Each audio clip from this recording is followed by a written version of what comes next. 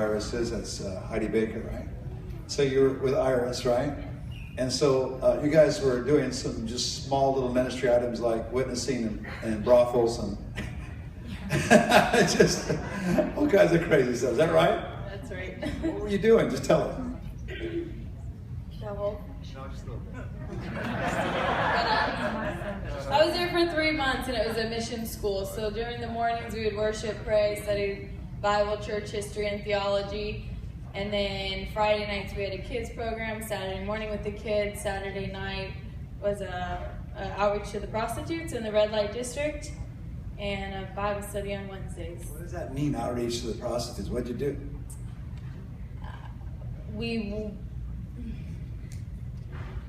How do I explain it? We just walked out in the middle of the street in the middle of the night on Saturday and went up to girls and looked them in their eyes and asked them how they were doing.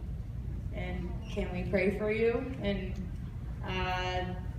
told them what God saw in them, told them a little bit about their true identity, and just that they're loved. That's it, just that they're loved. So one time you guys also took a band into one of them, huh? We took a what? A band, a worship band? Yes, we did. We got an opportunity. Jesus gave us the opportunity to have a worship night in one of the prostitute bars called Zippy Bar in Beta Mar in downtown Fortaleza, which is number 4 for sex trafficking and prostitution in the world. And so God just arranged a nice little night for us. We worshiped from 2 a.m. to 6 a.m. in a prostitution bar, and we danced. We had reggae, we had somebody rap, we had whatever type of worship we wanted, and we just laid our hands on every part of that whole bar, and we just claimed it for God's territory. Yeah. So you had one little item happen. So a guy was raised from the dead, is that right? Yes, we did a Bible study on Wednesdays. There was a man there named John Paulo. He's 31. He's a homosexual. He had AIDS, and at the time he had pneumonia when I met him. Well, over a couple weeks his pneumonia worsened. He got tuberculosis, and he actually passed away. Before he passed away, he accepted Jesus at our little Bible study. He hated our Bible study. He couldn't even come near the house when we had a Bible study.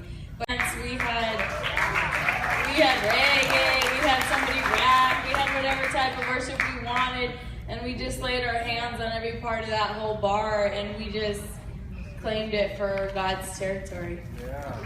So you had one little item happen. So a guy was raised from the dead, is that right? Yes, we did a Bible study on Wednesdays. There was a man there named John Paulo. He's 31. He's a homosexual. He had AIDS, and at the time he had pneumonia when I met him. Well, over a couple weeks his pneumonia worsened. He got tuberculosis, and he actually passed away. Before he passed away, he accepted Jesus at our little Bible study. He hated our Bible study. He couldn't even come near the house when we had a Bible study. But that day he had pneumonia, and he was so weak that he couldn't leave his hammock. So he was forced to listen to our Bible study. And he was like trapped in his hammock and sweating and really skinny and just like, I really don't like you guys. I really don't want to be here, but I can't get up. So we prayed for him that day, and he accepted Jesus. So that was good. And he didn't get all the way better, and a few weeks later he actually passed away. He said he went to hell, and he was screaming out to God, and that God brought him up to heaven. He couldn't stop talking about how wonderful Jesus was. He couldn't stop talking about how pure he was. He's wonderful, he's pure, he's wonderful, he's pure. He loves you, he loves you, he loves you. Just looking in everyone's eyes saying he loves you. And he said he asked God if he could come back and tell his family. So he came back to life all by himself. Nobody prayed for him. Was he dead? A couple hours. He had actually been rolled into the room to do an autopsy, and somebody in there saw him move, and they shocked him with the electrical things, and he came back to life out of the autopsy room. So when he came back, he did a blood test, and he has no AIDS.